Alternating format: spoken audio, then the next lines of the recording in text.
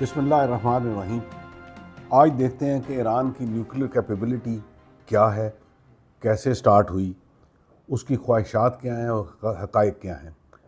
یہ بڑی ایک عجیب سی چیز ہے کہ قوموں کی خواہشات کچھ ہوا کرتی ہیں لیکن حقائق بڑے تلخ ہوتے ہیں، اسپیشلی جب نیوکلیر قسم کے معاملات کی بات چیت ہم کریں۔ ایران ان چند ملکوں میں شامل ہیں جنہوں نے بہت جلدی نیوکلیر پروگرام کی بنیاد ڈال دی تھی۔ 1957 میں ایک انہوں نے امریکہ کے ساتھ مل کر پروگرام بنایا تھا، اس کا نام تھا ایٹامک فار پیس۔ وہاں سے اس پروگرام کی ایکچولی بنیاد رکھ دی گئی تھی۔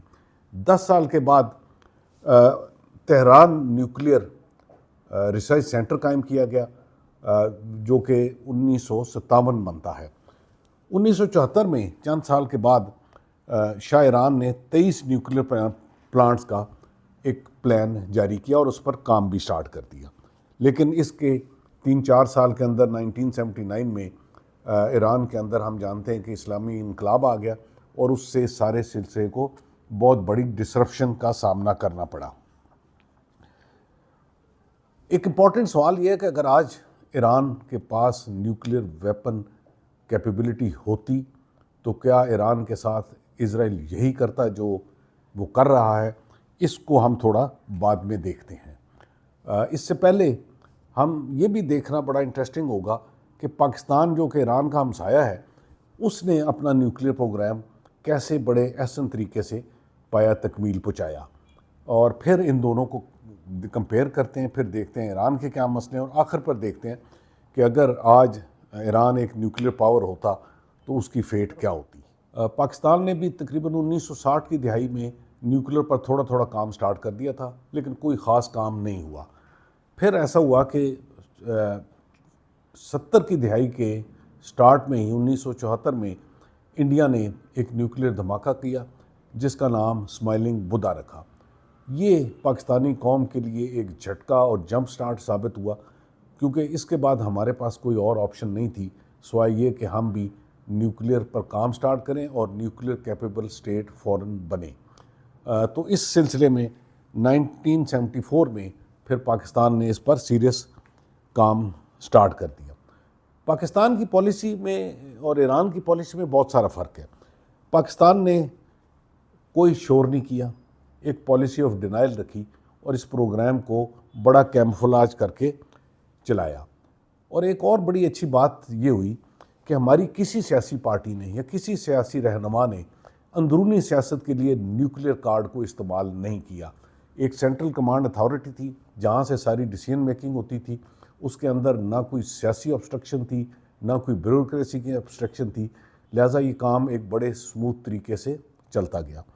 ایک اور جو پاکستان نے بہت احسن کام کیا وہ یہ تھا کہ ہمیں پتہ تھا کہ اس کے لیے بہت بڑا ایک نالج بیس چاہیے، اس لیے ایک بہت بڑی کھیپ سائنسدانوں کی تیار کی گئی جو اس کے مختلف فیلڈز کو دیکھ رہی تھی، جس میں نیوکلیر انریچمنٹ شامل تھی، اس کی ویپنائزیشن شامل تھی، اس کے ڈیلیوری مینز شامل تھے، اس کے سیکیورٹی کے مسائل شامل تھے، اس کے سیکریسی کے مسائل شامل تھے۔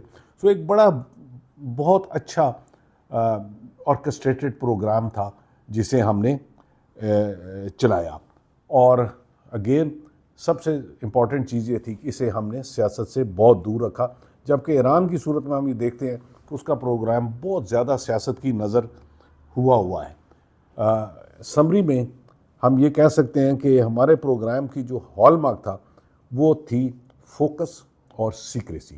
بڑے فوکس کے ساتھ اس کو لے کے گئے اور بڑی سیکریسی کے ساتھ چلایا، اور اس طرح 1998 میں جب انڈیا نے دھماکے کیے تو ایک دفعہ پھر ہمارے پاس کوئی آپشن نہیں تھی سوائے یہ کہ ہم بھی دھماکہ کرتے، اور ہم نے پھر اس کے جواب میں دھماکے کیے، اور یہ ایک اچھا موقع تھا جسے پاکستان استعمال کرتے ہوئے اپنے آپ کو عالمی دنیا میں ایک نیوکلیر کیپیبل سٹیٹ کے طور پر منوا لیا اور سر عام ڈکلیئر کر دیا کہ ہم نیوکلیر کیپیبل سٹیٹ ہیں۔ اور اس کے ساتھ ہی آہستہ آہستہ پاکستان نے جتنی انفارمیشن چاہیے تھی ڈیلیوری مینز کے متعلق، سیکیورٹی کے متعلق، وہ بھی دنیا کو بتا دی، اور ایک رسپانسبل سٹیٹ کے طور پر پاکستان ظاہر ہوا، دنیا کے ساتھ مذاکرات کیے، دنیا کو بتایا کہ ہمارا پروگرام سیف ہے اور ہمیں نیوکلیر کیپیبل سٹیٹ ایکسیپٹ کر لیا جائے۔ آج پاکستان ایک ایکسیپٹڈ نیوکلیر سٹیٹ ہے، یہی پاکستان کی سیکیورٹی ہے، اور یہ بہت بڑی گارنٹی ہے ہماری سروائیول کی۔ اب دیکھتے ہیں ایران کے نیوکلیر پروگرام کو۔ اگر ایران پر نظر ماری جائے تو اس کی سیاست میں شور بہت زیادہ ہے اور کام کم ہے، چونکہ وہ ایک انقلابی ٹائپ سیاست چلتی ہے وہاں پہ، سنگل پارٹی ہے، بڑے جلسے ہوتے ہیں، اس کے اندر بہت بڑے بڑے نعرے لگائے جاتے ہیں، بہت بڑے بڑے کلیم کیے جاتے ہیں، اور نیوکلیر پروگرام کو بھی اسی پرابلم سے گزرنا پڑا۔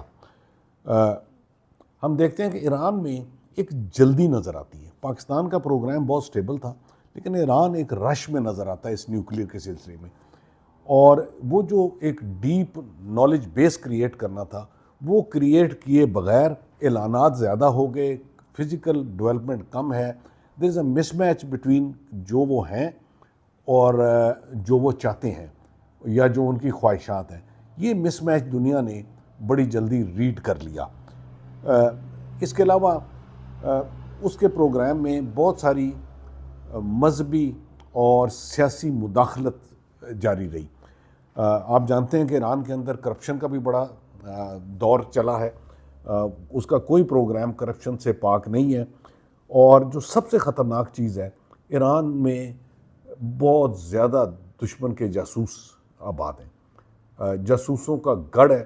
ایران کی تمام انفارمیشن ویسٹ کو اور اسرائیل کو ملتی ہے، اس لیے ہم نے دیکھا ہے کہ اوور ٹائم انہوں نے سلیکٹیولی جو کی سائنٹسٹ تھے ان کو بھی اڑاتے رہے ہیں، ان کی فیسلٹیز کو بھی ڈیمیج کرتے رہے ہیں، اندرونی طور پر بھی اس پروگرام میں بریکس انہوں نے اپلائی کروائی ہیں۔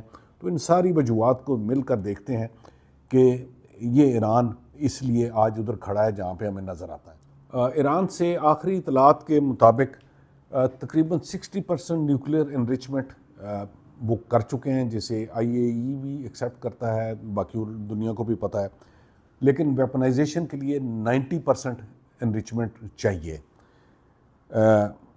جب یہ دو فگر دیکھتے ہیں تو ایران کافی قریب بھی نظر آتا ہے لیکن کافی دور بھی ہے۔ لیکن ایک بات امپورٹنٹ یہ ہے کہ جو ویپنائزیشن ہے اس کے لیے صرف نیوکلیر انریچمنٹ کافی نہیں ہے۔ ویپنائزیشن کے لیے اس نیوکلیر انریچمنٹ کو ویپنائز کرنا ضروری ہے، اس کے لیے ڈیلیوری مینز کا بہت ضروری ہونا ہے، پھر اس کے لیے کمانڈ سسٹم ہونا چاہیے، پھر اس کے لیے سیکیورٹی سسٹمز اور میکنزم ہونے چاہیے، اور اس میں ایران کو بہت بڑا پرابلم آئے گا، کیونکہ ایران اوور ٹائم دشمن کے جاسوسوں کا گڑھ بن چکا ہے، چاہے ان کو یہ بات پسند ہو یا نہ پسند ہو۔ یہ جو کرنٹ جنگ ہے اس کے اندر جو اسیسینیشنز ہوئی ہیں اس سے ظاہر ہوتا ہے کہ کتنا ڈیپ انوالومنٹ ہے اسرائیل کی اور ویسٹرن کنٹریز کی ایران کے سسٹمز کے اندر۔ اس لیے ایران ساری دنیا کہتی ہے کہ بہت قریب ہے، لیکن میری ذاتی اسیسمنٹ یہ ہے کہ ابھی ان کا کافی فاصلہ ہے، ابھی تک یہ نیوکلیر کیپیبل سٹیٹ بننے سے کافی دور ہے۔ کیا نیوکلیر کیپیبلٹی جو سی ہے یہ کسی ملک کی حفاظت کی ضمانت ہوتی ہے؟ میرا جواب بڑا کلیئر ہے، یس، یہ ملکوں کی حفاظت کی ضمانت بنا کرتی ہے۔ اگر ایران کے پاس آج نیوکلیر ویپن ہوتا تو کیا ایران کے ساتھ یہی ہو رہا ہوتا جو ہو رہا ہے؟ میرا خیال ہے کہ ایسا نہیں ہونا تھا۔ موجودہ حالات میں ایران کے پاس بیسٹ آپشن کیا ہے؟ میں نے پہلے بھی کہا تھا کہ ایران کے پاس بیسٹ آپشن یہ ہے کہ وہ نیوکلیر دھماکہ کر دے، اگر اس کے پاس کیپیبلٹی ہے، ول پاور ہے، بیکاز یہ جو نیوکلرائزیشن ہے یا نیوکلیر کیپیبل بننا ہے، اس کے دو بڑے فنڈامنٹل چیزیں ہیں، ایک آپ کے پاس کیپیبلٹی ہونا اور دوسرا کیپیبلٹی کو ڈیمونسٹریٹ کرنے کی ول پاور ہونا۔ اگر یہ دونوں چیزیں ہیں تو ایران کو دھماکہ کر دینا چاہیے تھا۔ میرا خیال ہے اگر اس کے پاس یہ کیپیبلٹی ہوتی تو وہ ضرور دھماکہ کر دیتا، لیکن شاید یہ کیپیبلٹی نہیں ہے۔